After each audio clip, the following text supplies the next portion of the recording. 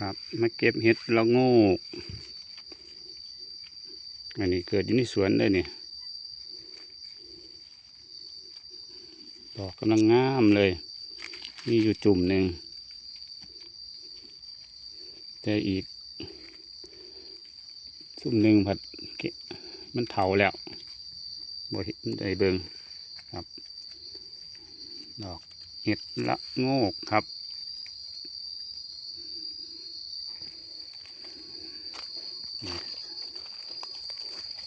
จุ่มนี้มันเถาแล้ว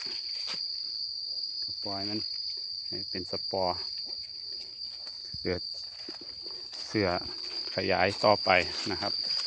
นี่แล้วนี่มันอยู่ใต้ต้นบากต้นบากต้นปาล์มสำหรับมือนี้พามาเก็บเห็ดละโงกบ่หลายดอกได้ซ้ำนี้ละก็ได้ปนอยู่ครับ